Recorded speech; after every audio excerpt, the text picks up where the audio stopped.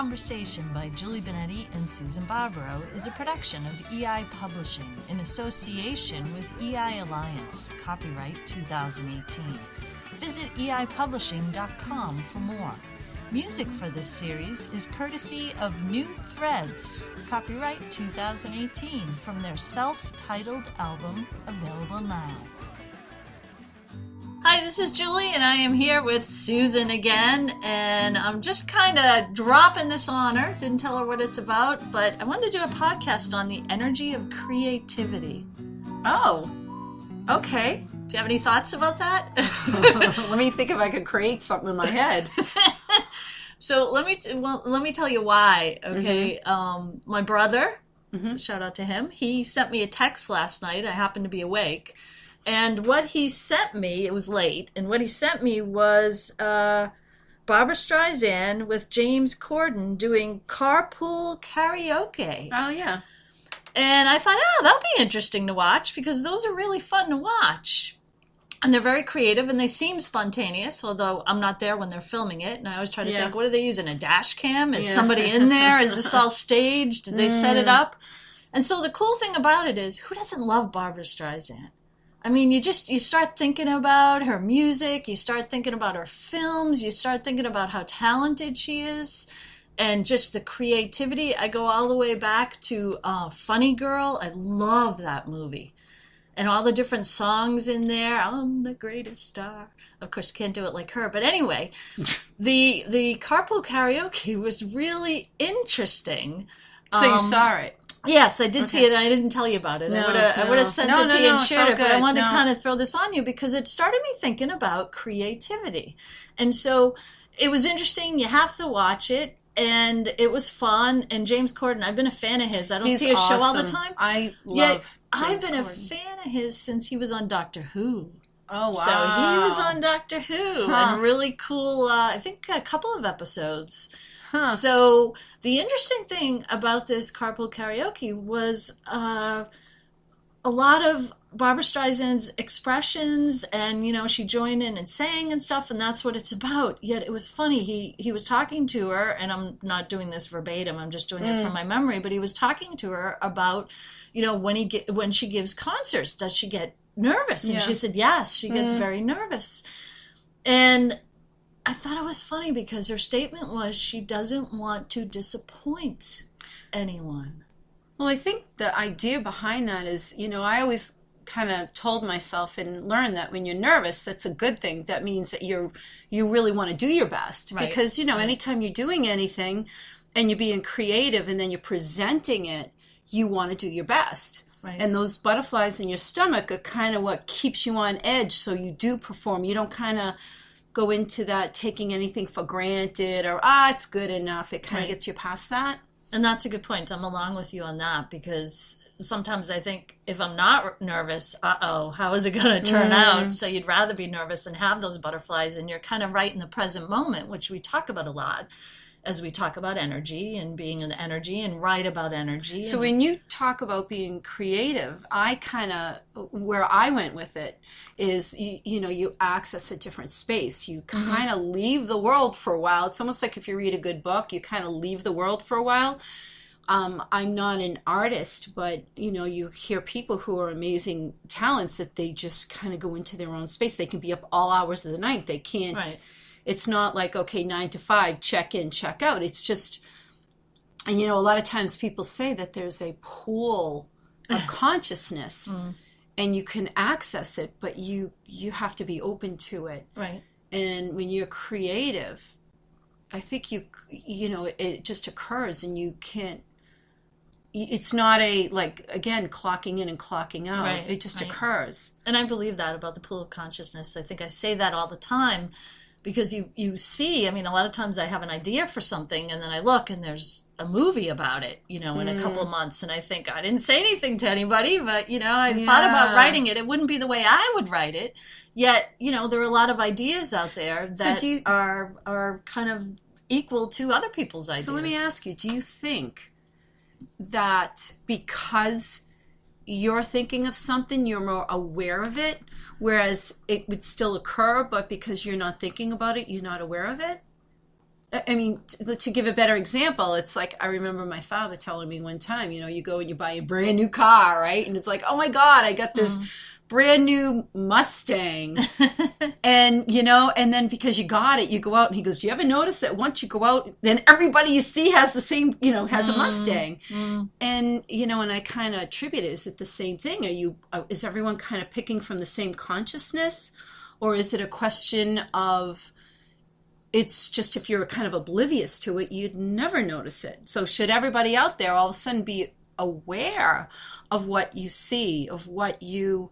I'm trying to think. I actually had this conversation yesterday, and someone mentioned something to me, and I can't remember. Here it is. I can't remember what it is. But I'm like, oh my God, that's the second time someone said that to me. And they're kind of looking at me, and I'm like, what's this about? And probably when we turn off the mic, I'll be like, damn, I know what it was. But that's funny because when, there's a lot of, energetic ideas out there saying that, when you want something in your life, you just keep focusing on it, pinpoint focus on it. That would make a lot of sense because then it relates to what your question was. Are you, creating an enhanced awareness to it and that's why it occurs? Or was it out there all the time and now you're just seeing it because you you dunk your toe into the pool of consciousness? And so all in all, it's funny because we're on like the cusp of what I wanted to talk about, where creativity is, because there's also this theory that because you created it, it was needed. So it's not the other way around, that you created it and now you have to find a need for it. And I think that's really beautiful because it goes back into the raw energy of creation. And a lot of these things, we can't say, oh, this is what it is, and this is, the solution, and this is a statement of fact, but it's really kind of grasping at straws while you're in the energy with that sensation and feeling. And so this podcast being on the energy of creativity is about that part of it, but also I thought it was just amazing because here's Barbra Streisand with this amazing voice and this litany of songs and creativity and people she's worked with and writing and I know she has a political stance and all that other stuff, very well-rounded and an amazing career of films. And yet her statement was, I don't want to disappoint anybody.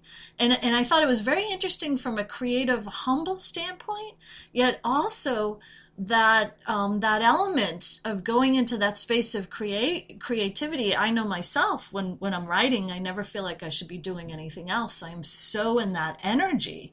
And then what is created, the final product, I'm always sometimes surprised and well, I think excited. Part of that too, like I love James Corden. I understand Barbra Streisand, she's done some stuff, but I could go into, now she's, so being so creative and now she's out there getting so involved in politics. It's and there's been a lot of entertainers that have done it, but that's not what we're going to talk about. What I will say is what I love about James Corden, and when he does those, karaokes, he's, at least again, it appears he's so just in the moment, having fun and being creative. And to really be creative, you kind of have to open yourself up to failing.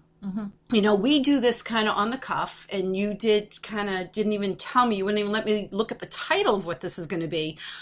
And so I'm talking and I'm in that space, but this could be a total fail. I could say something that's like, wait a minute.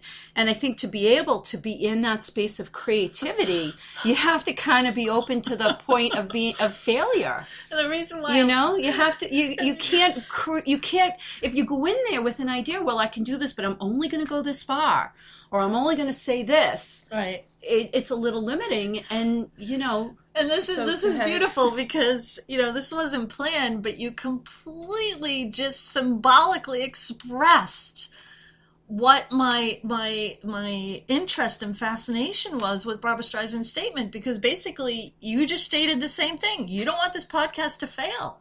You don't want people, not and you don't just want to people, say something but you don't stupid, want to be, because I've been known to do that too. Well, you're in this creative space, but we're just being ourselves. Yet, right. It's not that we're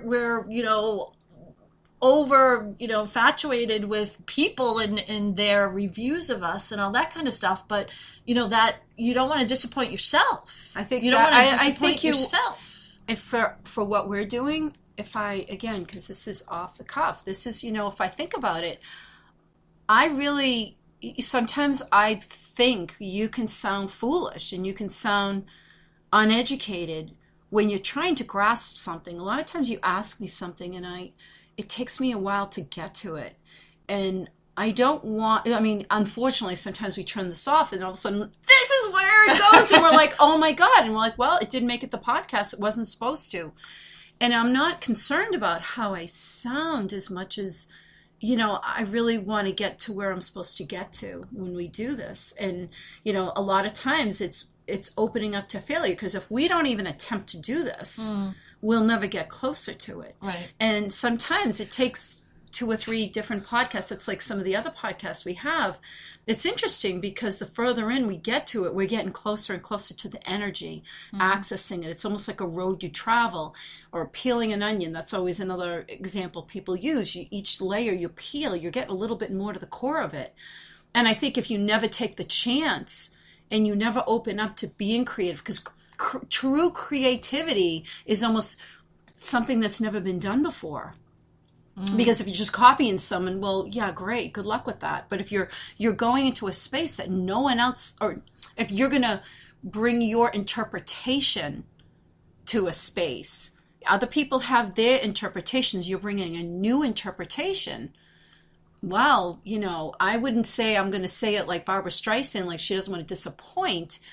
It's, again, like you said, it's disappointing herself. I want to do the best that I can do. I want to bring all of me to this. And if you don't, other people can say it was a great show, and she may say that was terrible, or vice versa, right? And so that's how it's interesting, because if it really is, if you never, we're talking and we write, but if you're an artist or you're a musician, or you're simply interpreting numbers in a report, and you don't want to come out and say, I see something different.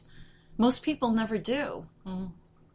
And I just think that's fascinating. There's an energy to it. You can't, and then when it's almost like you know what you know. And it doesn't mean my words are the end goal, but I know what I know. Right. And I always say to you, that's a jump off point for you. I'm not saying this is the end point, but I know this part to this place is correct. And it's interesting because you always say I hear things differently, and I do. And I heard this and I kind of stopped at the point where I stopped and said, wow, that's so amazing. Here's Barbra Streisand.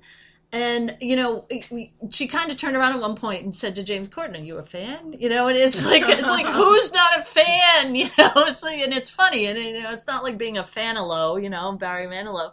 But it's, here's Barbra Streisand, and she's just being her, which is cool. And James Corden's being him. And maybe she's able to be her because, they're just being, and they're in that present moment. Yet when she said that, I kind of stopped and I thought, wow, to be in that vortex of creativity and say that, and that's not a judgment to her. I just appreciated that she said that, because it is, and I heard it more to be, it's a disappointment. You don't want to be disappointed yourself, because we're often the hardest on ourselves. We're the most critical of ourselves. We always beat ourselves up about everything, and we have that little voice that goes on and everything. And it's funny because now, like, having this, because I told you this morning, I'm not talking to you, I'm not having a conversation until we do this podcast. Now having this conversation, I moved a little bit with it, and I get a little bit more that, okay, so having that disappointment part, that feeling of I don't want to disappoint anyone or myself part that I'm adding in, is a part of the nervousness that helps you actually be better at it. But it's the uncertainty. Right. You're actually approaching uncertainty, and it's actually you're not, I won't say creating it, but you're actually inviting it. Right. Some people have to go with uncertainty uninvited, actually unwanted, and they have to walk through it. And here it is, a situation where you're actually inviting it into your world. Right. And to be able to do that is not even people that can walk with it hand in hand, but you're inviting it.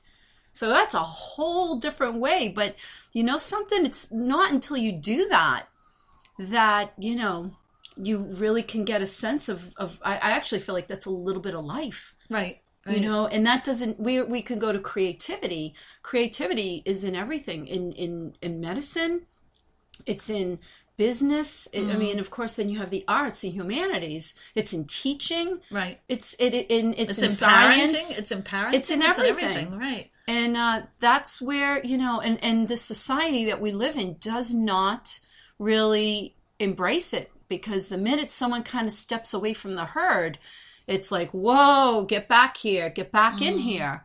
And so, yeah, it's kind of fascinating.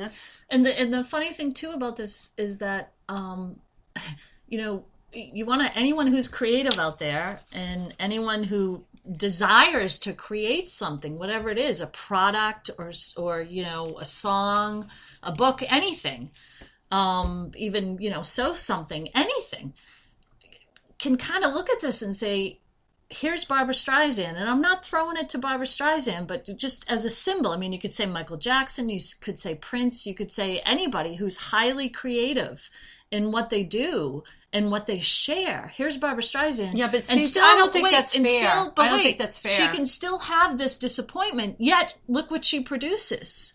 And so anyone that, has a fear of failure or a fear of any of that, I mean, there's still a production that you can move to. There's still an element that you can share that with. So I think when you talk about Prince and Michael Jackson and they are in a different league in terms of their creativity. There's some people, I think, that have no choice. They sit and live in creativity. I think most people don't live in creativity, and to express that and find that space and move within it that's a different podcast. So I think most people tend not to approach that. They tend to stay with what's been proven, what's been told to them, and they stay along that line. Most people don't dip the foot in the pool of creativity. And the people that you just gave as examples, I think, live in it. They have no choice because they're so creative, and that's what constantly goes through their mind. I think, or at least I think of myself, I tend to be, I think kind of differently than people. My views are a little bit different, and I have to sometimes decide when I do say something and when I don't say something. And that's not and is it an uncertainty for me? I don't know, maybe. And that's where I think the question and when you say that statement about, doing it and finding it, it's not for the person who's amazingly creative and that's how they've lived their life. It's for the person who wants to be creative, that has different ideas, that wants to speak up. See, I'm not sure if I agree with that, because your judgment of that is based on the fact that because they've expressed themselves, we know them as creative. So you wouldn't know Prince or Michael Jackson or Barbra Streisand as creative unless they expressed themselves. And so I understand a part of what you're saying. I'm not quite sure if I agree, which is great because we can agree to disagree. Yet it's funny, you also didn't see, I'm thinking about the Carpool Karaoke that I've seen it before, though, a lot of times. And I've seen him with a lot of amazing artists. Right. So Barbra Streisand commented that she had to go and renew her license because, she didn't have her license anymore because she found she was like a lot of creative ideas were twirling in her head. And she was driving along and working on things and talking to people. And you can watch it yourself and see what she said. I'm not quoting verbatim. And she ended up driving up the exit ramp or something in the wrong way. So you are completely supporting what I just said. That these people who are so amazingly creative, they live in that. They have to work to kind of come out of it. And Michael Jackson, as we've talked about, was amazing on stage. When he got off stage, he had a hard time. That's when all the media and the paparazzi and everybody destroyed him. When he was on stage, he was amazing. When he was creating, he was amazing. You can't take someone, some people live in that. And no, I don't know any of those people. I'm talking about, I think, the majority of us who do not live in creativity. We kind of live in another way. We see things. I don't know. I don't know how to describe it. I feel a large element of myself living in creativity. I say I walk around with bubbles over my head. I have to have consistent writing projects. I'm working on things. I see things differently. That doesn't mean I'm comparing myself to Barbra Streisand or Prince or Michael Jackson. I understand the nuances of some things that they say. I've been in little situations to a different variance or degree. And I think even when you hit in some element of creativity, I mean, there always is that kind of feeling of, the disappointment and yet, to express it to uncertainty. I think it's an interesting conversation, the energy of creativity. And it's interesting that, there's a volatility around it. Of course there is. And there's a volatility around it when you try to ground it. So I think society there's a volatility as well. if you believe what other people, and if you get caught up in the uncertainty. So I think some of it has to come from, you just have to move with it. You know what you know. And that doesn't mean what you know is the end all. But there's certain things that you know that you need to express and you need to move forward. I mean, that's what our book, the first book we wrote, Energetic Invocations, that came from me and you talking about what didn't make sense out there. So many things didn't make sense. And we went into that space of creativity, yet we kept asking and questioning. And then what we know, we know. Yet if you read the book, it doesn't say, well, this is the truth of life. It does not say that. But it says, it asks you to question everything. And then when you start questioning things, you start getting answers. And then when you start getting answers, things start making sense. Right. And I think, I felt so compelled to move forward with it. I kept telling you, I'm not writing this. I'm not doing it. I'm figuring it out for myself because I need to live here. And so then we sat down and we wrote it. And then, of course, how do you wrote me in? Well, you kids, wouldn't you like to leave a legacy for your kids? I'm like, sure. Well, that's all. It wasn't just that, because it's important to note when we were having a conversation, there were some really cool elements that were coming out. And I was like, I got to write this down because this is what I do. And we compiled that. Well, and, compiled it's good. It's good that you brought up, our first book, Energetic Invocations, because it was, it's so creative and it's so energized and it's so there that then we moved into, we wrote the Energetic Invocations series that gave the examples, because people contacted us and said, can you give us some examples of every day? It was so heavy in the energy that it, quote, my head swimming. That's like my head swimming when I read it. So we needed to put, and that was when it became more, I won't say work, because it fit in where it fit in, but it was the creative process. I mean, when we wrote it, we pulled out so many stories. I mean, we started off with putting stories in to kind of enhance what we were saying. Then we went back and said, people don't give a hoot about, Susan Barbro's life or Julie Benetti's life. It was like they need to figure it out for themselves. So, well, it wasn't only that, because I read a lot, I read immensely, and so everything I've always read, I would always glean out the important stuff from everybody's story. And having a high-octane book where the important stuff was there and there was no story was really cool. And then moving into, let's ground this and place it in, society per se, by giving stories of, different people and situations and interactions that fit with what concepts we were talking about in the energy, worked really well in the Energetic Invocation series book. So the book, actually, I think, is... kind of deals with this fear of stepping into the uncertainty, actually inviting in the uncertainty. Because I never thought about it, but that really is a good way of kind of describing how or not how, but sort of what the premise behind the book was, okay, so knowing this, what do? You let go of everything. So you move a little bit in uncertainty, but it's actually a little supportive, because we talk about the energy behind it, of that. You don't walk in uncertainty feeling you're alone and, oh my gosh, what am I going to do? It's a supportive. All of a sudden, it's almost like a little nudge. And you're like, oh, okay, I could do this. And you're not required to say or do anything with anyone else. And what comes from it, comes from it. It's what kind of, I'll just be personal. I am going to bring in personal, is that it's through the book that gave me I want to go further with this. And then we wrote the Endra to give a life, a person to embody the aspects that we brought up, and then doing the podcast because I'm Italian. I like to talk. And of course, it's more of a more comfortable medium for me as well. So, well, it's also because people said, I'd love to be in the room while you're having a conversation. And we said, okay, here you go. You're in the room. So hopefully you do feel like you are in the room with us. This is meant, we're not lecturing, and I know we say it a lot, but this is just us trying to, what we've learned, what we've seen, and what we're telling each other. I'm having this conversation to remind myself exactly of what I need to know. And I thought it was really cool too, because, thanks again to my brother sending me that text and seeing the Carpool Karaoke, which has a lot of energy, which is great. And I guess if we sang, we would be singing stuff, but your son's the singer in the family, so this is true. And the musician. And, we would be doing that, but we're doing the podcasts and we're writing books and we're in that space of raw creativity.